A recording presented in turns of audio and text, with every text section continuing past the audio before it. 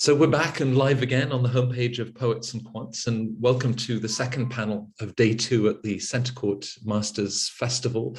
Already there has been so much energy, enthusiasm, positive outlooks that have been shared from top European and international business schools, not only about these fantastic pre-experience programs, the Masters in Management and Masters in Finance, that they really do dominate in terms of the international market, but also yesterday we heard from the career services teams of these programs and the tremendous opportunities that the graduates are enjoying. So it's a pleasure to welcome Alexandra Salter. Alexandra is a recruitment and admissions director at the London Business School, as you can tell from that elegant backdrop.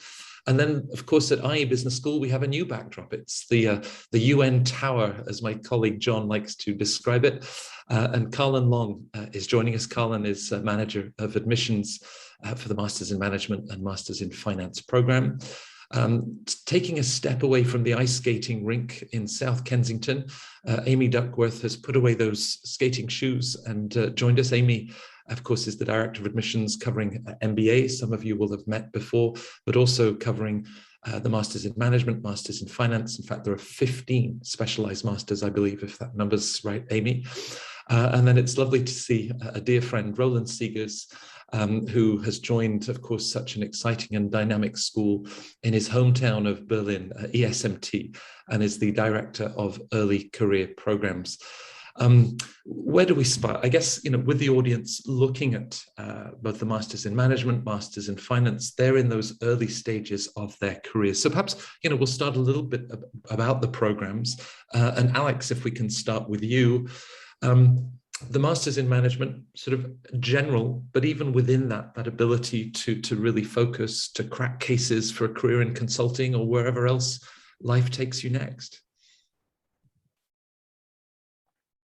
Yeah, absolutely, Matt. It's got sort of a generalist approach, but there are lots of strategic, quantitative, finance elements to it. Everyone's favorite accountancy, of course, on the program, and it can lead to a plethora of different outputs. We have people that join us already from business and management backgrounds, that join us from the engineering backgrounds, to sort of transform themselves. I think it is kind of you can do a lot of different options within your program. We have the 3 electives as well, across a portfolio of sort of 75 to 80 electives. So you can choose to either specialize because you love accountancy, for example, or you can choose to keep that kind of generalist. So that's our approach with the Masters in Management program. And so it's what, a year-long program that typically either people coming out of university or college, or in what, a sort of a 1 to 2 or even 3 year sort of band before they might then consider a full-time MBA at a sort of later stage in their 20s? Yeah, majority of people do join us from the undergrad straight away. That is something through COVID as well. We have seen the average age of the program drop slightly. I think people are sort of less, maybe a bit more worried about stepping straight into the job market. So the Masters is really the opportunity to invest in themselves. And whilst the job market's a little bit trepidatious, sort of globally, step back and upskill themselves. We allow people with up to 2 years work experience to enter that program. Yeah. And with the diversity that Alex is describing, Colin, presumably for many that perhaps have done university, their undergraduate studies in their home country domestically, this is for a lot an opportunity to have that wonderful international study experience, certainly at a school like IE. Yeah, I think IE, one of the things that sets us apart, that we really drive to accomplish here, is to find a class that is diverse, not only in terms of nationalities, but also in terms of academic backgrounds or professional experience. In our Masters in Management, it's the same, that we look for young professionals with 0 to 2 years of professional experience. And we also recruit people from all sorts of academic backgrounds, whether they've studied humanities or whether it's social sciences or engineers. And so you'll find at IE, you'll be in a work group with people with no one from your same country or no one from the same continent.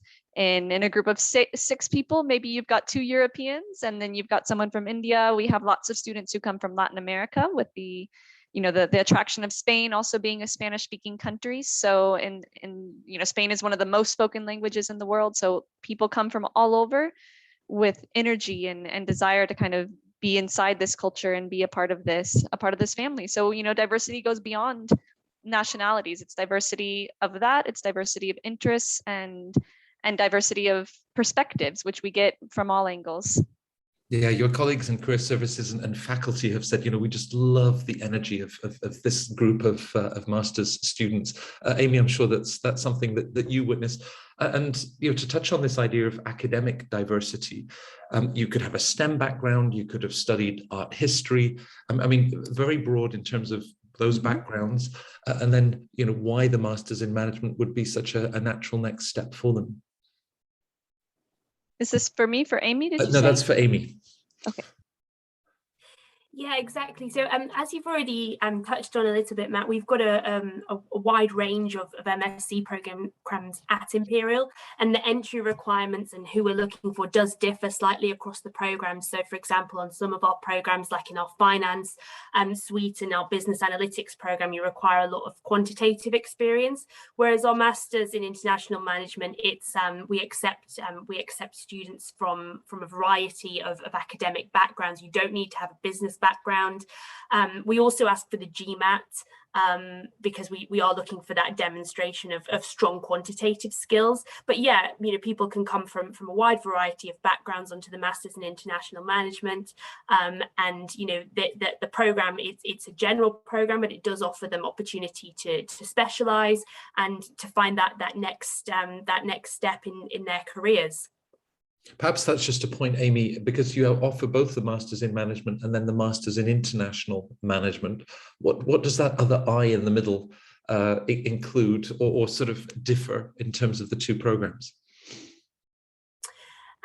So the entry requirements are relatively similar, but typically on the Masters in International Management, we do tend to attract students who have more of a business background already, and who have perhaps have more of an international focus in either their background or in their career aspirations.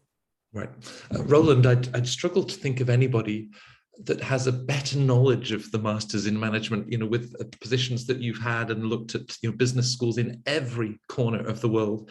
And here you are at ESMT, a program launching 5 years ago that's just taken off. Is that sort of a sign of, it's just the right program in the right place at the right time?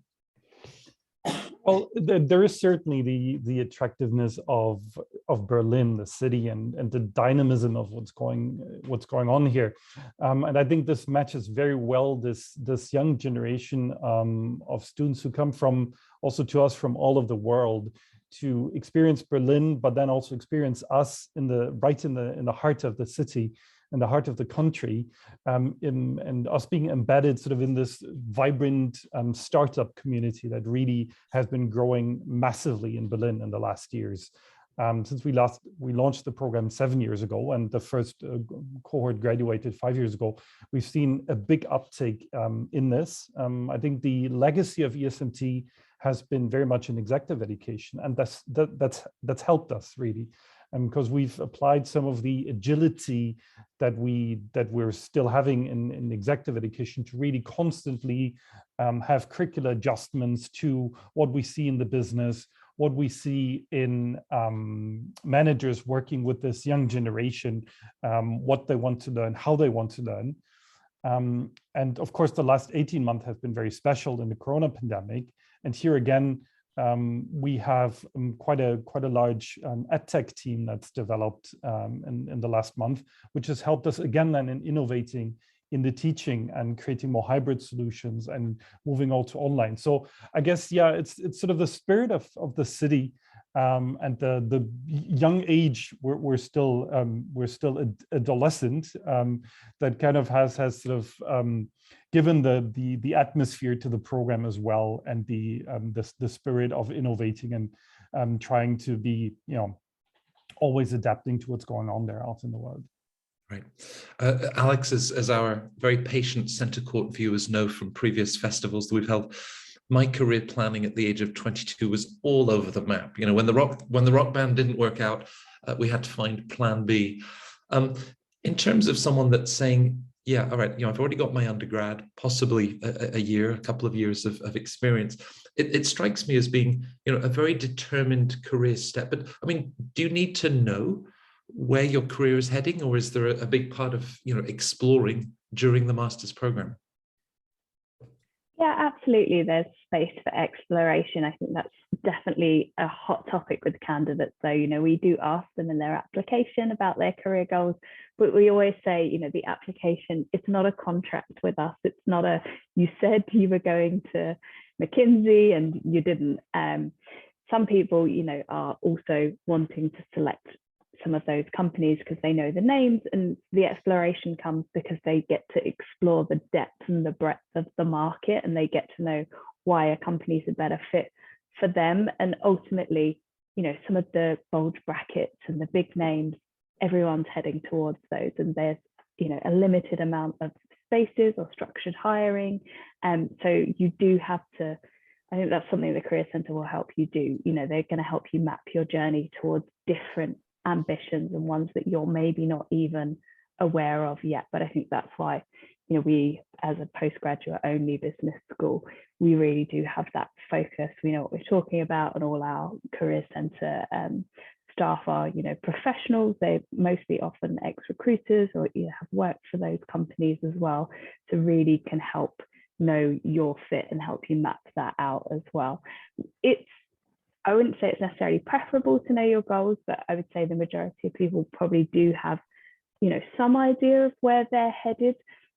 But that's why we also ask for sort of alternative plans as well. We want you already thinking when you're coming in, where do your skill sets match? Where do your aspirations head? And there are people that, you know they want to be an entrepreneur, but they don't have the idea yet, for example. And I think business school is just a great playground to kind of figure those things out.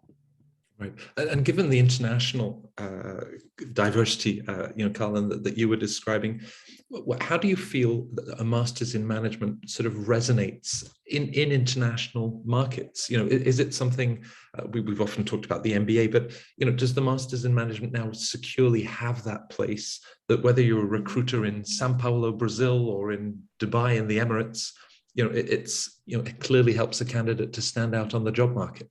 Yeah, I think it's coming to that point. You know, if you can't tell from my accent, I'm originally from the United States, but I now live in Spain.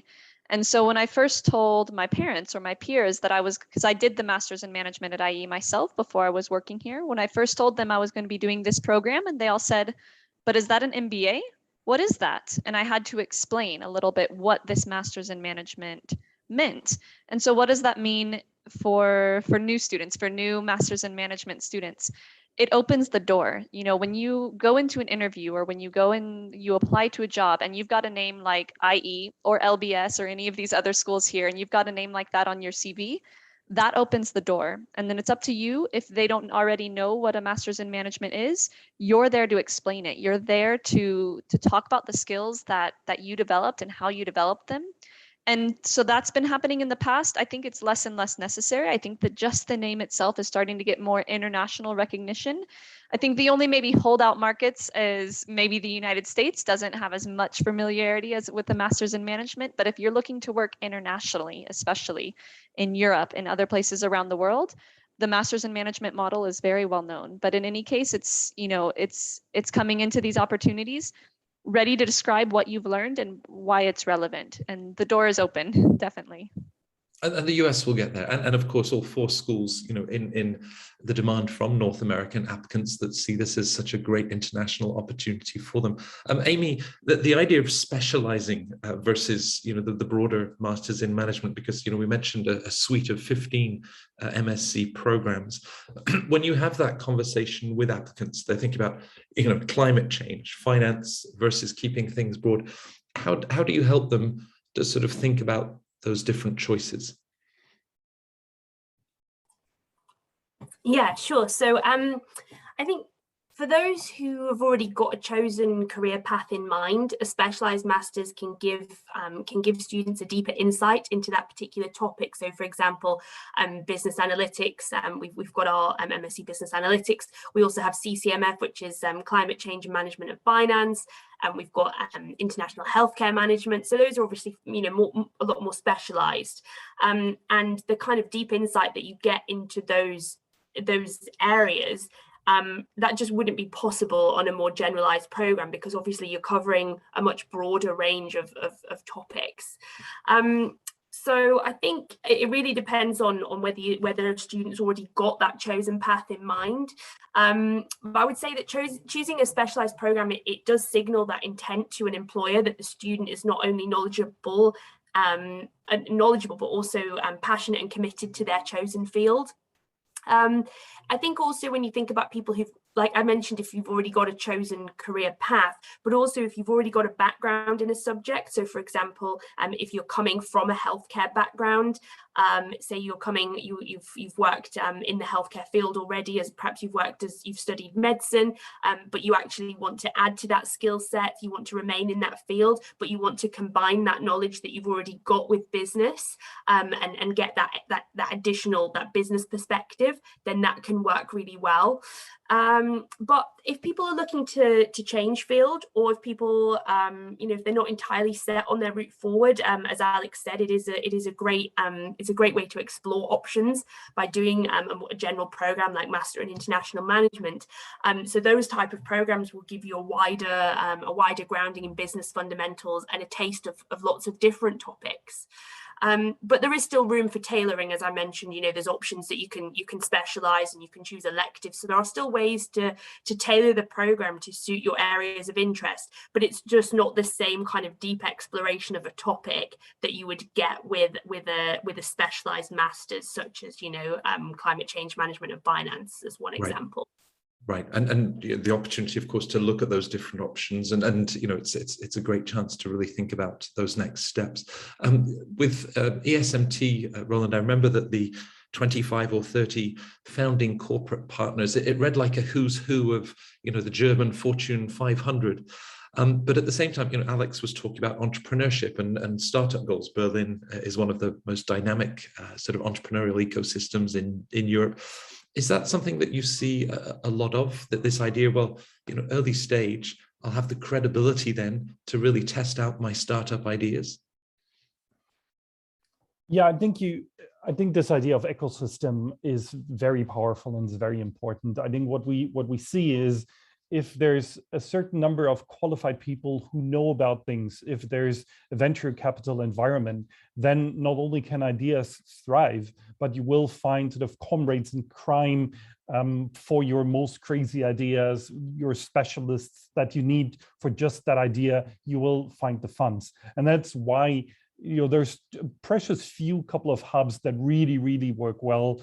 You know, there's London, there's of course California, there's Berlin and other places, but not everywhere. You really need that critical mass when they come together and really create that environment where this can happen. And that's of course what students are seeking when they come to us. Not only, but increasingly that's been of such big appeal that we're seeing up to 50% of a graduating cohort really tap into that, start their careers there, really get that experience. And that's really a very interesting trend, and that's a recent trend. Take that as experience number one, take the skill set that they're acquiring in ESMT to be sort of innovation leaders, add upon that the added credential of having been in that startup environment, and with that then actually take up a job at a corporate and have that be step two. That's an interesting change, I think, from what we've seen before, where of course for security you take a corporate job, you get your credentials, you get your money in place, and then maybe you will fund sometime later. I think we're seeing that it's reversed, and it's super interesting to see how careers are changing in that. And we're sort of trying to set them up for any direction that they want to take, which is why in the course of the program at ESMT, there's a couple of touch points where we say, okay, you go out there and you experience what it's like, right? You leave the classroom, we've given you a couple of things at hand, a couple of concepts, a couple of ideas, but then you start building your network during the course of the program. You do an internship, which can even be a startup, for quite a long period of time within this 2 years that they're with us. It can be up to 6 months in the middle of the program, where we already sent them out there and say, hey, go there, test yourself out. And then you come back after a year, come back to class, and we'll build it into the classwork in year 2 and see how we can help you more develop your capabilities, taking all the insights that you've had from that bustling environment that you find out there. Right. So there's this sense of exploration. I guess, Alex, as we then think about, profiles and the diversity that you've all described, with the MBA, perhaps late 20s and therefore several years of corporate or institutional experience, whereas, the Masters in Management at that earlier stage, I'm sure you're looking for academic rigor, but just talk us through perhaps a more holistic approach in terms of profiles and the sort of qualities that you're looking for in any applicant. I think qualities is a good word there, Matt, and I think it's competencies as well. And I think some of the things students talk about is, how we always talk about holistic application process, and we do have some, measurements in there like the GMAT that are the same across the programs. But apart from that, generally, every candidate is pretty unique. So we do definitely take that approach. I think that's why we developed an application that just, it's not like in the US with the common application, or it's not a personal statement. We do have a couple of, at least 2 essay questions generally across our master's programs that are quite community focused on the program as well. And it really is to be, two-way in that exploration. And we've got a number of short answer questions as well that ask things like, what's your hobby? Like, we really do want to learn more about you. And I think it's something that we're continually developing in terms of the program to make sure that it speaks to our audiences and their experience. We changed a question from last year to this year, for example, around international experience, because not everyone's going to have been afforded the opportunity or the luxury to get that. So to adapt that question to ask them about what they're going to enjoy about our diverse community and how they're going to fit in and what they're going to gain from that, really. So I think it's something we're always kind of keeping aware of, because our audience are just so, they really are diverse. I think we're quite uniquely placed in that only about 90% of our campus is actually not British, so it's actually quite rare to meet someone from the UK. So we continually kind of keep an eye on that as well.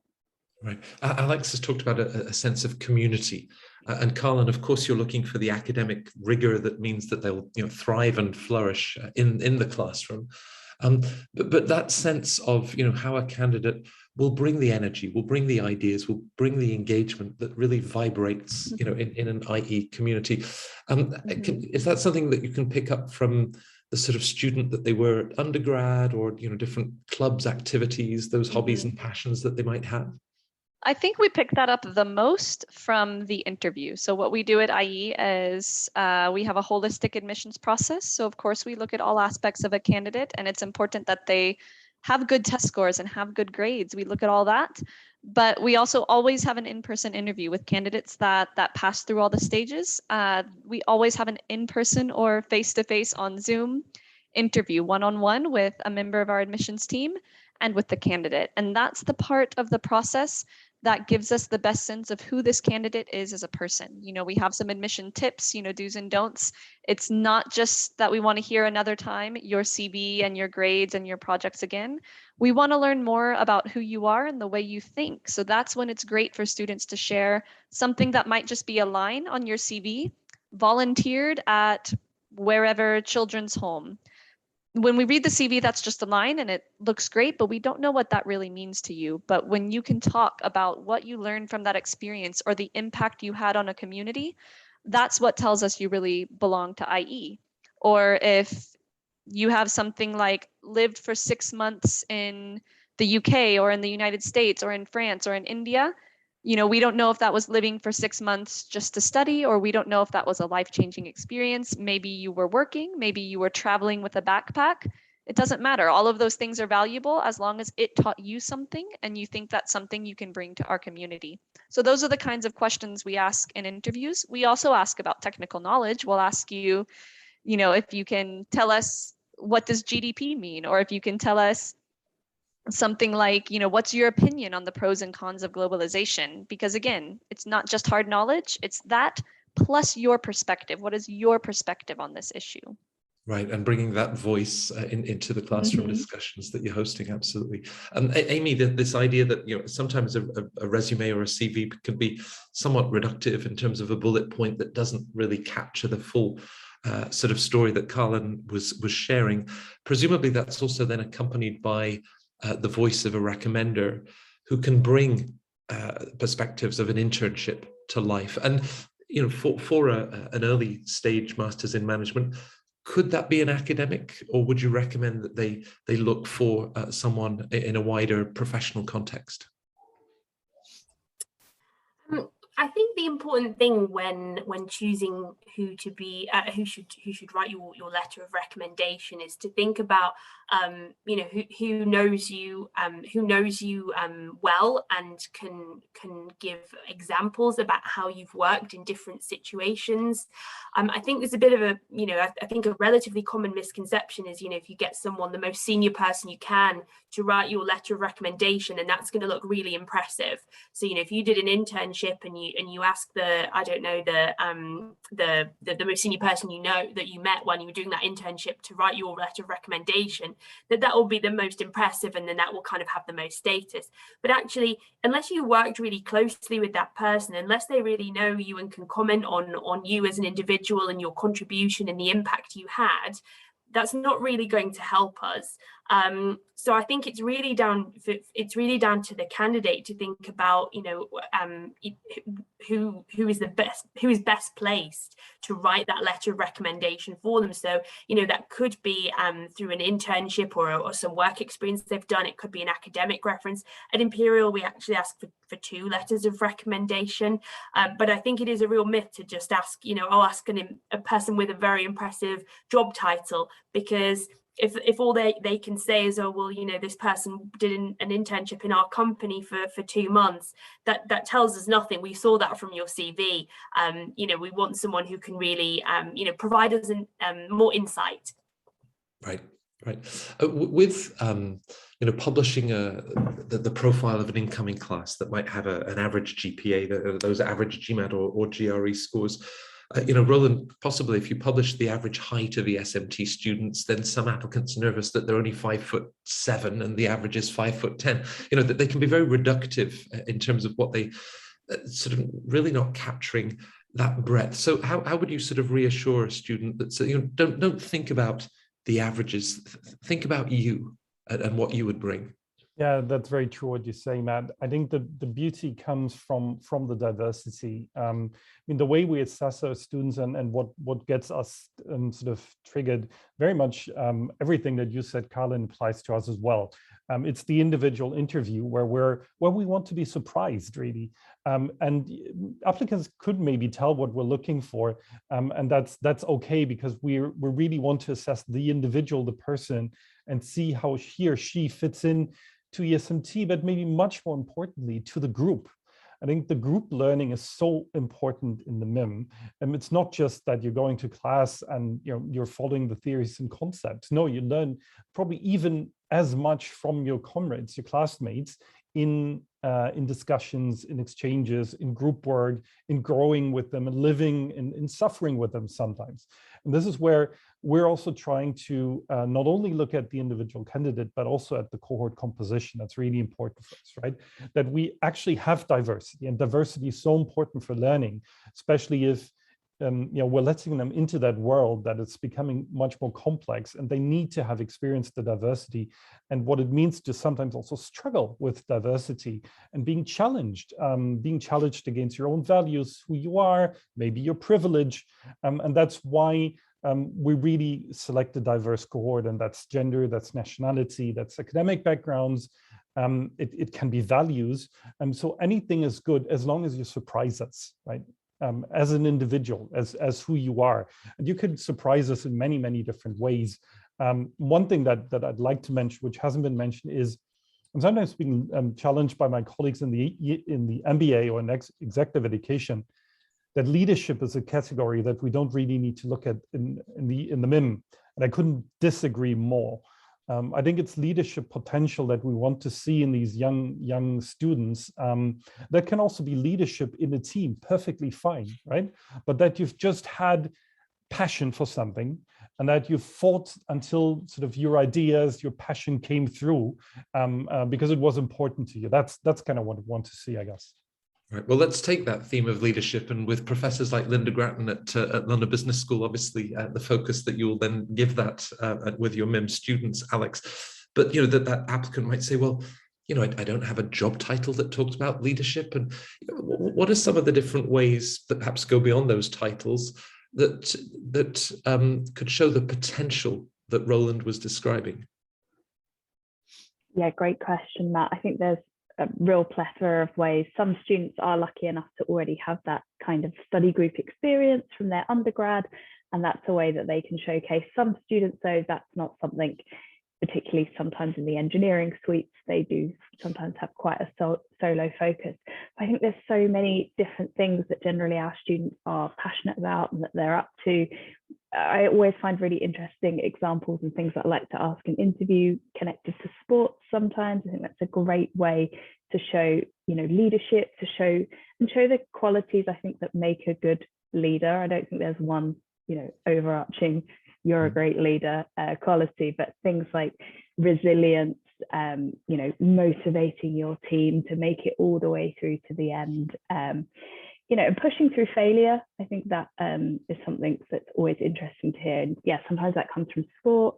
It can come from, being a member of a TED club. There's all sorts of, debating, all sorts of societies. And even through, volunteering work, I think just showing that you're able to, go outside of your comfort zone. These are leadership traits.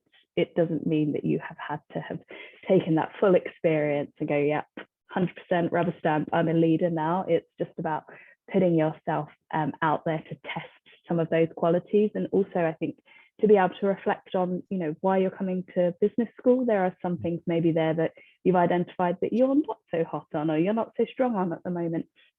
And that's something that you want to do. And I think business schools in general, are safe environments. Roland spoke there about, being challenged, but this is the place to do it. Come and experience the challenges in a safe environment, and where you can have those open dialogues before you kind of get into your workplace team, where I'm sure inevitably you'll face those challenges as well. But it really kind of helps you take the opportunity to sort of reflect and grow. But yeah, definitely think of your hobbies, the times you've solo backpacked, all of those things that go into making up a great leader. And I guess through those challenges, there's an implicit sense also of humility, because if you had all the answers, why would any of us need to go back to school? We've learned everything that we.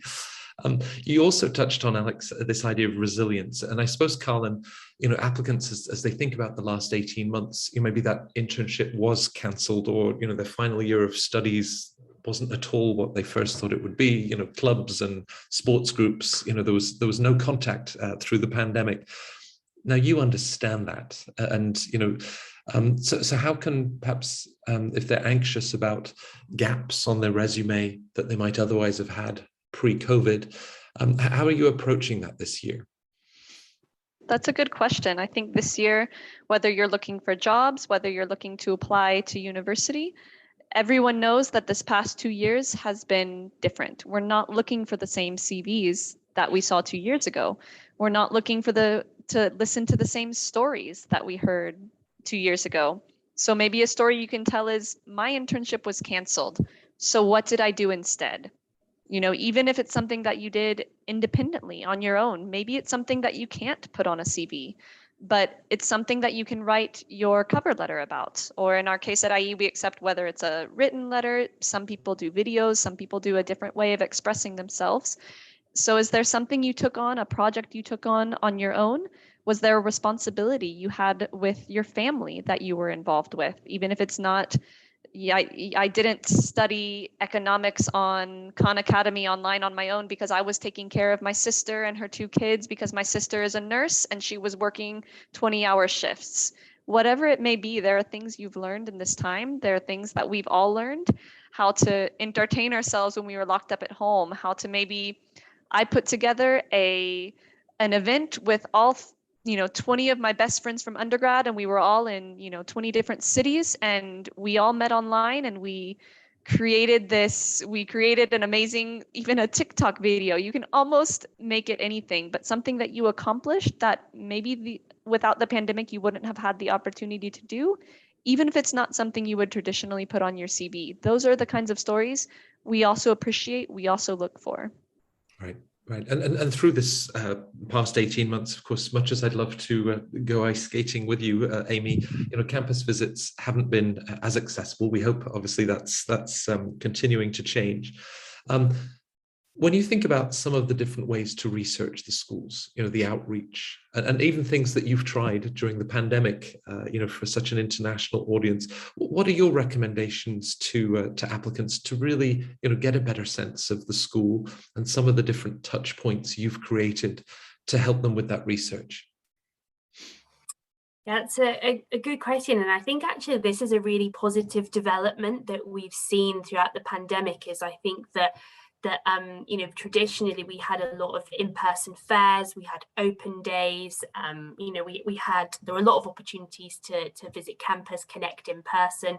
And I think with the pandemic, schools realized that actually students, no one could do that, but they still needed to be able to tell people about the programs, and that candidates still want to do their research and connect with schools. So I think that schools really sought to find many different ways to be available to candidates. And actually, I think that's opened access up a lot, actually, because you don't have to necessarily travel to an open day or to a fair. And actually, there's a lot of ways that you can connect with your target schools and find out more information. So I think one of the ways you can find out more is attending an information session. So most schools are offering a variety of information sessions in different time zones. It's the best way to connect with our admissions and recruitment teams, to ask questions, and they'll often give tips on how to make your application stand out. And I'm sure they're on our dates are on our website. They're mostly online. We are starting to do some in-person things as well now, and we've also done some multimodal information sessions. So we've got people on campus and people joining online, which is fun. But there's lots of ways to connect with us. So information sessions is one. We've also got, brochures available for download online. They're interactive, so you can find out more of the detail of the programs that you're interested in. I think that's really important as well, and that's something that'll come through in your application if you've done your research and you're really clear on why you're targeting that school and that program. You need to be able to do your research in order to be able to articulate that. And the other thing I would say is speaking to students and alumni. So current students are a great way to find out about what it's actually like to be a student at the school, or of that particular program. So on our website, we've got the Unibuddy platform, which means that you can message our student ambassadors directly and ask them questions about the program. And then we've also got student blogs, things like that, where we have there's video content, there's written so blogs and vlogs. So there's lots of ways that you can find out about the student perspective, which I think again is so important, because our students are the ones who are actually on the programs or who have done the programs, and they're the ones who have that first-hand experience. So we can tell you, what it should be like. This is what the program is. This is what the careers offering is. We can tell you all of that information. But actually it's the current students and the alumni who can talk you through that real lived experience, and that will help you to work out whether it's the right fit for you. And with those student and alumni voices, Roland, if I was sitting on that beautiful museum mile outside the ESMT campus and asked a graduate what they had most enjoyed about the program, or sort of almost the unexpected discovery, self-discovery, what do you think they would tell me? I'm pretty sure they'd say the community. We really emphasize that, you know, they really bond together very intensively over the course of the 2 years. And what I described earlier, this many students coming from countries outside of Europe or from many different European destinations to Berlin, it's often their first time that they're really for such a long time out of their comfort zone. So they're seeking for, you know, for an experience where, yes, they learn, but they also learn sort of in a positive way, in a growth way, that they develop themselves. And I think this experience of having this incredible group of young, dynamic people with energy, with ideas that they're working with intensively over the course of 2 years, that gives them so very, very much.